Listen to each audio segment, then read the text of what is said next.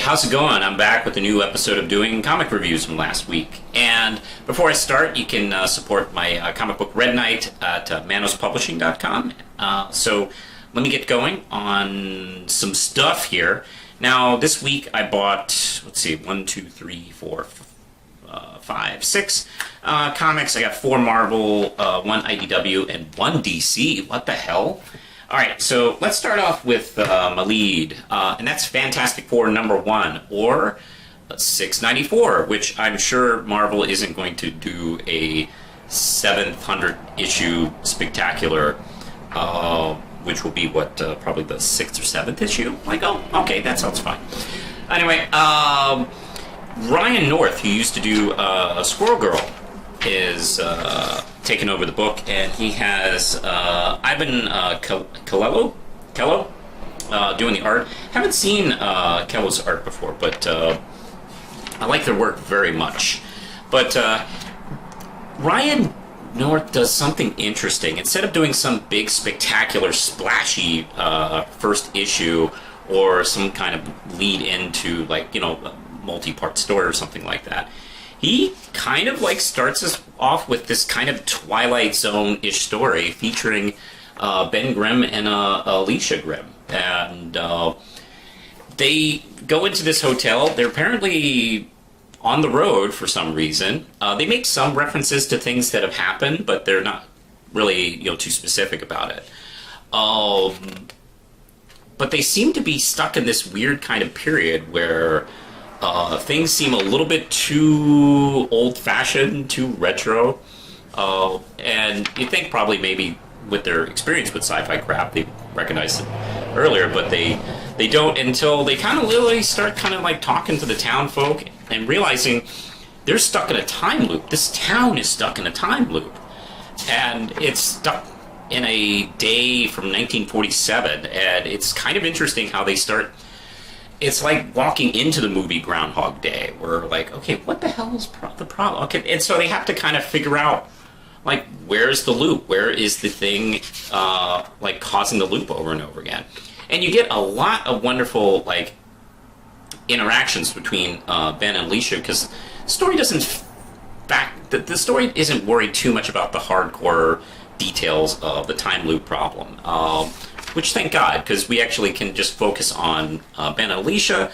We can do some comedy of them just trying, you know, kind of experimenting and failing with trying to figure out where the time loop is until they find out it's this guy who was dumped, and he, for some reason, is able to just repeat the day over and over again because he is, like, mortified of losing this girl. They kind of, like, try and work out, like, a few different ways of trying to get him, you know, over it, and like talking to her and maybe seeing if they could patch things up, and nothing seems to be working until they just sit down and talk to the guy and go, you know what? Life goes on. You know, you can probably, you know, just move on. It's not the end of the world because one relationship doesn't work. And he takes her advice. And we have this wonderful, like, sequence of the time loop fixes, and we get to see his life from then on. And it's actually really lovely. So anyway, we get back to Ben and Alicia. They are able to, like, get out of the town, and we get this. I'm not going to spoil it, but we get a last page splash of what's going on with the rest of the Fantastic Four, and it's quite a serious period to put on this really you know, fun story, and I really kind of dig that, actually. I love this. I was just going to check this out to, you know, just see where the Fantastic Four, where I tend to do that a lot with new #1s. Oh, I guess the new #1 reboot thing actually does work. You got me, Marvel. But I really like this. I think I'm going to stick with Fantastic Four for the time being, at least for the first arc. I loved it a lot. 5 out of 5 Ram Gems. All right, and we get to Judgment Day Alpha from Karen Gillan. And let's see, Giro Villanova is the artist. By the way, I don't really usually comment on covers, but I'm not quite into this cover. It's kind of weird and random, and it's not badly drawn. It's just such an odd cover for this issue, and it makes me wonder, like, was this just the stock cover that the editor had? And like, well, I got 2 or 3 choices. This one's not bad. I'll throw that in. Anyway, it's kind of the ramifications and kind of an epilogue issue, really.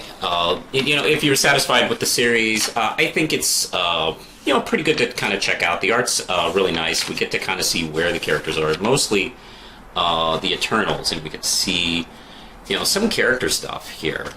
By the way, I shouldn't bring this up because it's just an ad, but Peter David's doing a Joe Fixit story. Awesome, can't wait. So. Not too much on this. It's, I think, a nice little period at the end of the story. It's a pretty good epilogue, I'd say. If you're a completist, you can pick it up. If you're going to continue reading the Eternals, definitely pick it up, because this is kind of like, okay, this happened. Now, all right, this is what we're going to do with the rest of the series from here on. So not too bad. If you miss it, I don't think your life would be devastated. I think you can kind of get the story just fine. I'm going to give it 4 out of 5 ramp chips.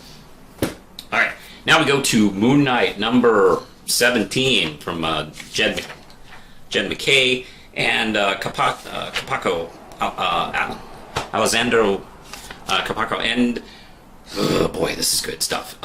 Essentially, we are fighting the what's this guy called? This vampire, the Tutor, and he is setting up like this big meeting, while at the same time Moon Knight is fighting these 2 super assassins that he sent after them, and he lures them into the Midnight Mission, which is essentially, I don't know, kind of Marvel's House of Secrets, kind of basically that Moon Knight has basically started using as a base of operations, and you can kind of do what you want with this house, and he lures them into, like, basically this hell nightmare realm.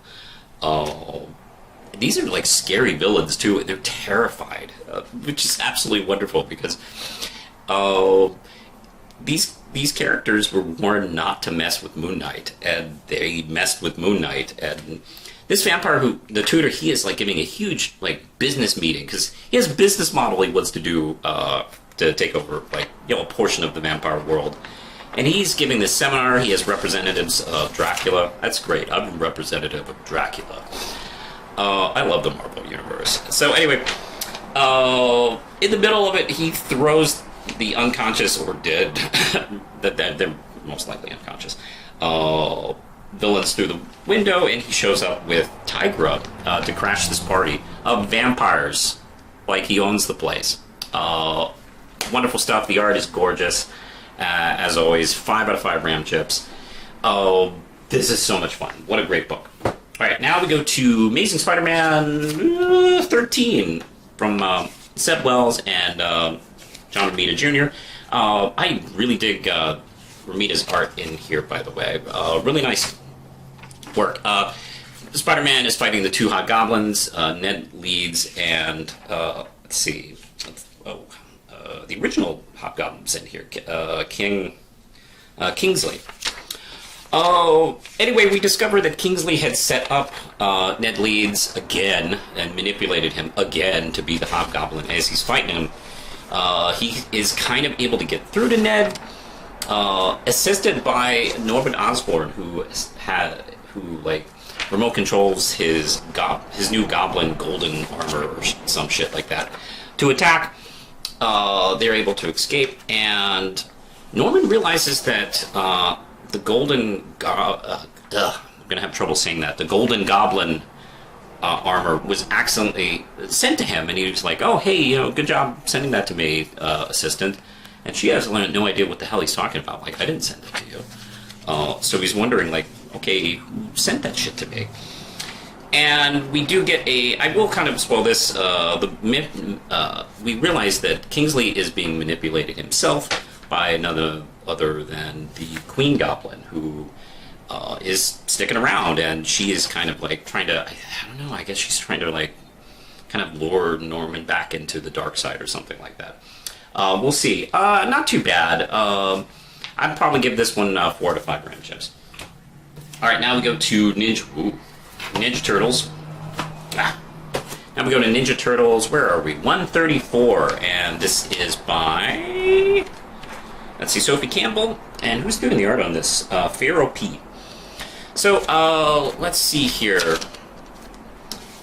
we kind of are dealing with the problems from things are starting to go great. They were starting to get in touch with the mayor, and like starting to kind of like improve things for Mutant Town, and then suddenly the mayor is attacked on TV by the Ninja Turtles, which started a riot because it kind of like instantly breaks Mutant Town into two factions of people who are panicking over what's going to happen because of the attack, and others that like, oh yeah, about time we attack. And it starts tearing apart like Mutant Town, unfortunately, which is terrible because like the human world will most likely respond to this by attacking Mutant Town, and Mutant Town's already started doing that themselves.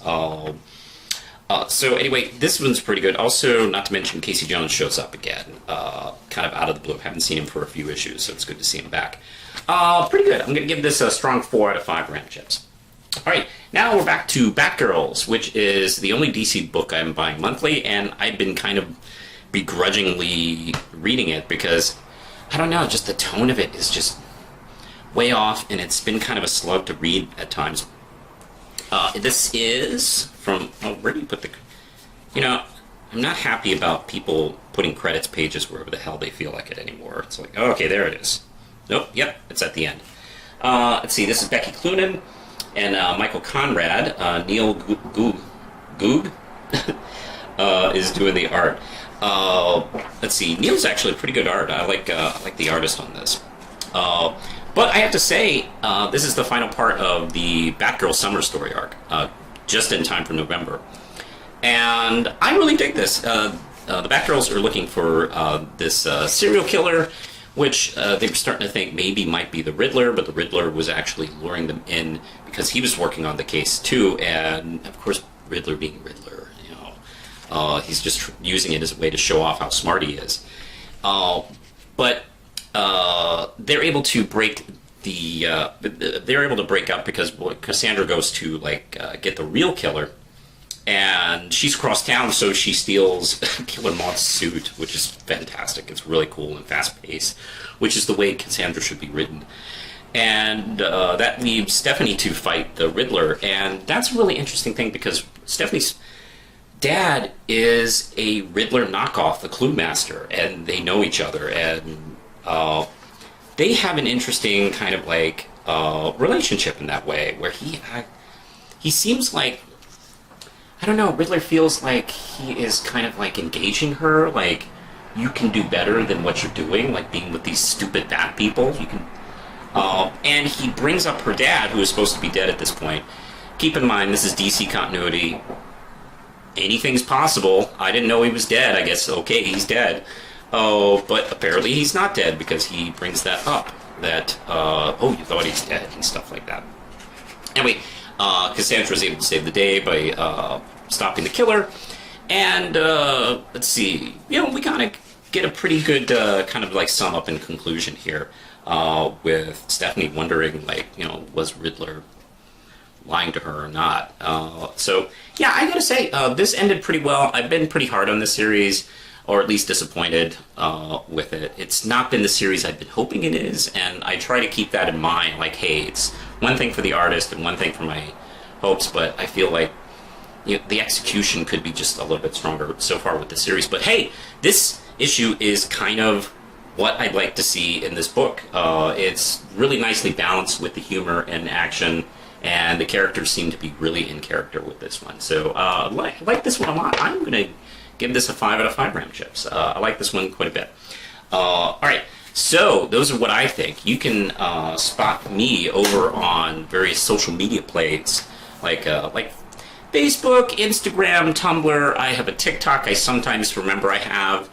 And you can support me at $1 a month over at Patreon. And I'm on Twitter. If you're watching this video in the future, I don't know why you would be, but if you're watching this in the future, the far future, like next week, we'll see if I'm still on Twitter. But hey, let me know in the comments below, what did you think of these comics? Did you read them? Are you reading anything that you would recommend to me?